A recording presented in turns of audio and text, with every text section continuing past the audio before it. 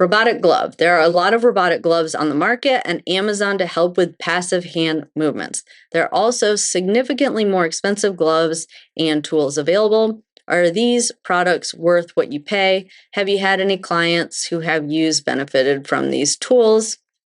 We are looking for help with slightly spastic fingers, thumb, and trying to regain the ability to extend. So I've done a video on this. If you type in Rehab HQ and bracing on YouTube, you'll find a video where I go through a ton of different braces and the pros and cons.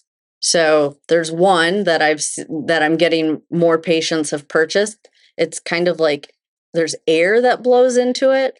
And so it's like a glove you put on. And then when the air blows into it, it extends the fingers and then it closes, and it has some programs on it where you can work on opening and closing the hand. You know, it's a glove, and I found it very, very challenging to get on a hand where the fingers were curled up. I don't know the name of it. It was like orange. It was like an orange glove. So maybe you guys have seen that somewhere. But I did not see a lot of huge benefit of it. But again, it's hard for me to say. It depends on where you're at in the recovery process. So please take everything I say with a grain of salt, because I have no idea like how much hand function you have. The other one I see a ton is the Sabo one. And I will be honest with you, it's heavy. So if you have any weakness in your arm and now you put this lead weight on your wrist and your hand, I find it just to be very difficult to get on and very hard to use. But if you have a very strong arm and your hand is pretty strong and you're just trying to get that last little bit back, I do think the Sabo one, it's got these little like outrigger things on it that pull the tips of your fingers up. It's hard to get on, but I do think that that's probably, given how the finger assist little outriggers are angled and everything, I do find that one to kind of be like the best.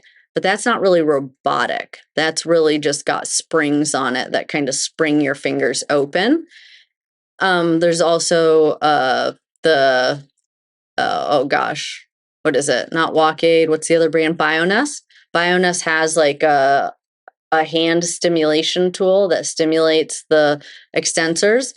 You know, E-stem, again, like I mentioned earlier, if you're doing it with a functional activity, I think it's great. I have found that the Bioness one, you have to get those pads perfect. I mean, you have to get that hand thing on perfectly. I've never seen anyone that's used it functionally. And I have had several patients that have bought it. So I've seen people that have used it in therapy, but no one that's ever really used it functionally. So I'm old school. And so please take what I say with a grain of salt. But, you know, if you're starting to get active movement, the best way to build a new nerve connection is to put in the work, put in the hours, look at your hand, watch it open, do it again, do it again. If you're in the early stages, start with your wrist flexed and your hand dangling off of a table, because it's the easiest position to do that in. Start with just the fingers, right? It's also puts the muscles on a little bit of slack, the flexors, so it's easier to open your hands. Start there and do that until you can voluntarily get your hand open with your hand hanging off the side of the table.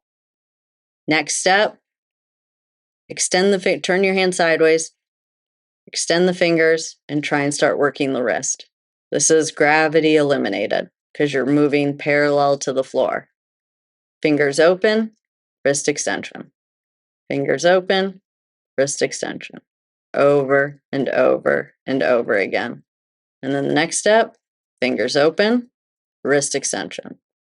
Fingers open, wrist extension would be my suggestion. And then once you can do that, well, maybe while you're doing all of that, cups, balls, picking things up, dropping, picking things up, dropping. I have 2 buckets and balls, and we probably do that. I probably do that hours a week. I know that might be a little dramatic, but balls, they're big, so you can't clench onto something. Your fingers are somewhat open, and you drop them. Sabo has these foam balls. Those are the ones I have. So they're expensive. I mean, they took a foam ball, like a Nerf ball, and made it a piece of medical equipment, but they are just like the perfect size. You can buy the Sabo balls. Then I use cones, and I have special cones that are easy to stack. And the hardest part is getting your fingers off. Nice thing about a cone is you can start by sliding it up if you can't get your fingers all the way open. So doing those tasks over and over and over again. Gadgets are not always the answer. And again, I'm old school, but in my case, they're more cumbersome. It's more stuff you have to get on. It's more of a barrier to getting your therapy exercises in every day.